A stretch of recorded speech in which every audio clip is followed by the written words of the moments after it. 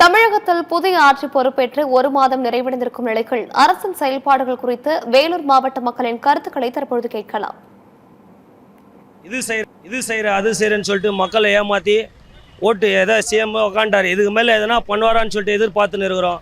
இந்த வேலூரில் ஃபுல்லாக டிராஃபிக் தொல்லை அதிகமாகுது. ஃபஸ்ட்டு பிரிட்ஜு கட்ட சொல்லுவாங்க, அங்கே சுற்றி பிரிட்ஜு இல்லாமல் அவன் ராஜா தாண்டினது ஒரு 2 மணி நேரம் பண்ணுறான். எல்லாருக்குமே ஆட்டோக்காரங்கெல்லாம் இன்னும் வெறுப்பாயிட்டுக்கிறாங்க. அது வேறு ஃப்ரீ பஸ்ஸுன்னு சொல்லிட்டாங்க. ஆட்டோக்காரங்களது பொழப்பே போயிட்டு இருக்குது. இந்த 5 வருஷமாக ஏதோ ஓட்டுன்னு இருந்தோம். அவங்களுக்கு எதனா ஒரு நல்லது செய்யறது பாருங்கள். எல்லாருக்கும் குடும்பம் இருக்குது, குட்டி இருக்குது.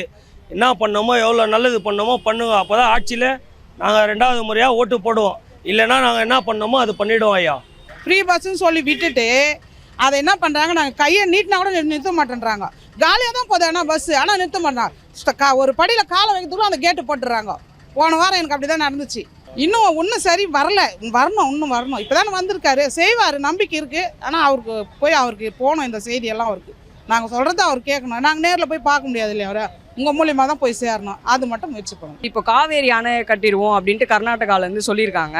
அதுக்கு ஏதாச்சும் கண்டனம் தெரிவித்தா கொஞ்சம் நல்லாயிருக்கும்னு தோணுது. ஏன்னா அதை நம்பி தான் மொத்த விவசாயிகள்லாம் இருக்காங்க. இப்போ அந்த காவேரி அணை ரொம்ப அது கட்டாமல் இருக்கிறது தான் நம்மளுக்கு ரொம்ப முக்கியம் தமிழ்நாட்டுக்கு. அவர் நல்லா தான் பண்ணிட்டு இருக்காரு. ஆனால் இப்போ விவசாயிங்கள்லாம் போராட்டம் பண்ணுறாங்கல்ல, ஃபஸ்ட்டு ஒரு இது வாக்குறுதி கொடுத்துட்டு இப்போ வேறு மாதிரி பண்ணின்னு இருக்கிறாரு. அது கொஞ்சம் மாற்றிக்கலாம்.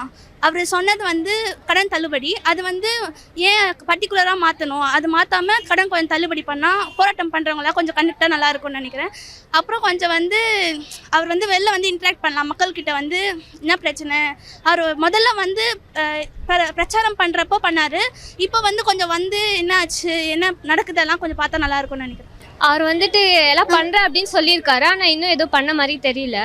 அதனால இன்னும் சீக்கிரம் அவர் சொன்னதெல்லாம் பண்ணால் நல்லாயிருக்கும் அப்படின்னு நினைக்கிறேன். அல்ல, அவர் ப்ரெஸ் மீட்டே கொடுக்கல, மக்கள் எப்படி சந்திப்பார்? அவர் இப்போதான் புதுசாக வந்தார். இன்னும் பீப்புள்ஸோட இன்டராக்ஷன் இருந்தால் நல்லாயிருக்கும். அவங்களோட கஷ்டம் என்னென்னு இறங்கி கேட்டால் நல்லாயிருக்கும்னு தோணுது.